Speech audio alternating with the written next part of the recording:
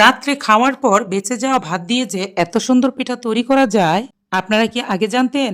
আর এই পিঠা কিন্তু তৈরি করে দীর্ঘদিন সংরক্ষণ করা যায়। ভিডিওটি শুরু করার আগে বলে রাখি, যারা আমার চ্যানেলটিতে নতুন তারা একটি লাইক দিয়ে চ্যানেলটিকে ফলো করে আমার পাশেই থাকুন ভিডিওটি দেখার জন্য।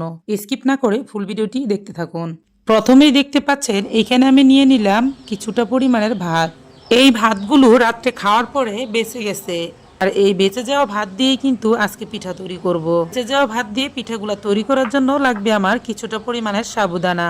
প্রায় ঘরেই কিন্তু এই সাবুদানাটা আছে, না থাকলে কিনে নিবেন অল্প করে। আর এই সাবুদানাটা এখন হালকা একটু গরম করে নিতে হবে ফ্রাই প্যানে। পিঠাটা হালকা গরম করে নিতে নিতে বলে রাখি, এই পিঠাটা কিন্তু তৈরি করা একদম পানির মতন সহজ। যে কোনো কেউ একবার দেখে নিলেই কিন্তু খুব সহজেই তৈরি করতে পারবে। আমি এখন হাত দিয়ে ধরতে পারতেছি, মানে এরকম পরিমাণ গরম করে নিতে হবে। এখন আমি সাবুদানাগুলোকে একটা মিক্সিং জারে মিক্স করে নিচ্ছি। মিক্সিং জারে মিক্স করা হয়ে গেছে। এখন আমি একটা পাত্রে রাত্রের বেঁচে যাওয়া ভাতটা নিয়ে নিলাম, কিছুটা পরিমাণ লবণ দিয়ে এরপর সাবুদানার মিক্সটা দিয়ে দিলাম। এখন হাত দিয়ে লবণ সাবুদানা ভাতের সাথে খুব ভালো করে মিশিয়ে নিতে হবে। ভালোভাবে মিশানো হয়ে গেলে এখানে কুসুম গরম পানি অল্প অল্প করে মিশিয়ে খুব ভালো করে একটু নরম সফট করে নিতে হবে। খুব বেশি নরম করা যাবে না। আমি দেখিয়ে দিব কতটুকু পরিমাণের আমি তৈরি করে নিচ্ছি। একেবারে পানিটা দিতে যাবেন না, অল্প অল্প করে পানিটাকে মিশিয়ে নিতে হবে। যখন এরকম একটা ড্রয়ের মতন হয়ে যাবে ঠিক তখনই কিন্তু রেডি হয়ে যাবে। এখন আমি নিচ্ছি একটা প্লাস্টিক। এই প্লাস্টিকের উপরে হালকা একটু তেল লাগিয়ে নিয়ে তারপরে কিন্তু আমি এই ভাতের ডোটাকে দিয়ে দিচ্ছি। উপরে আরেকটা প্লাস্টিকের উপর হালকা একটু তেল লাগিয়ে নিয়ে তারপর একটা বেলনির সাহায্যে কিন্তু পাতলা করে বেলে নিতে হবে।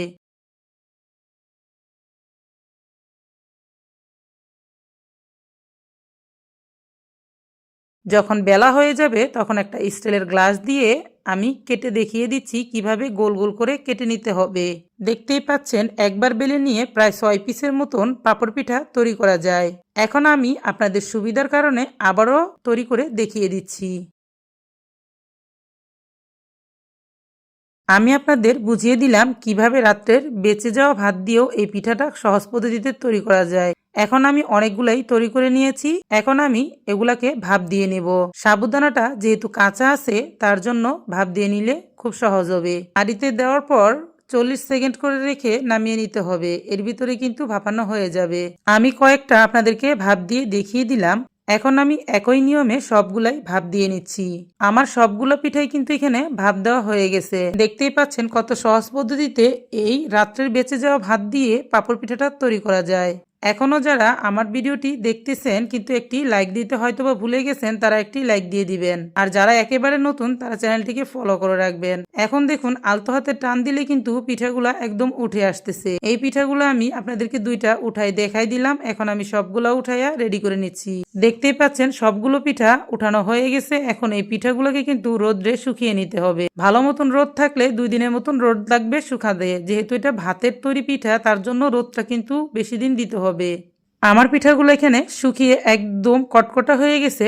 আমি একটু আপনাদেরকে শব্দটা শুনিয়ে বুঝিয়ে দিচ্ছি কতটা পরিমাণ শুকনো হয়েছে। বুঝতেই পারলেন কতটা পরিমাণ শুকিয়ে নিয়েছি। এই পিঠাগুলোই এখন আপনারা একটা এয়ারটাইট বক্সে রেখে সারা বছরের জন্য সংরক্ষণ করতে পারবেন একদম অনায়াসে। এখন পিঠাগুলা আপনাদেরকে ভেজে দেখিয়ে দিচ্ছি।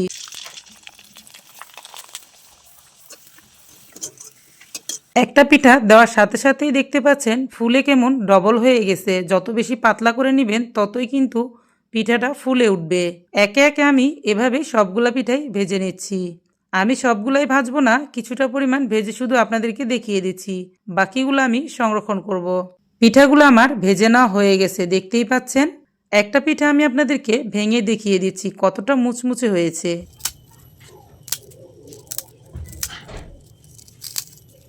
পিঠাগুলোর উপর আপনারা চিনির শিরা করে দিতে পারেন অথবা মিঠার শিরা করেও দিতে পারেন। আবার চাইলে কিন্তু এমনিতেও খেতে পারেন। আপনারা যদি একটু ঝাল পাঁপড় পছন্দ করেন সেই ক্ষেত্রে জিরার গুঁড়া মরিচের গুঁড়া দিয়েও কিন্তু পাঁপড়টা তৈরি করতে পারেন। একবার খেলে সকলেরই এই রেসিপিটা খুব বেশি পছন্দ হবে, একদম মুচমুচে হওয়ার কারণে। তাহলে আজ এই পর্যন্তই। আরও একদিন চলে আসবো নতুন কোনো রেসিপি নিয়ে ইনশাল্লাহ। ততক্ষণ পর্যন্ত আল্লাহ তাআলা আপনাদেরকে ভালো রাখুক। আল্লাহ হাফেজ।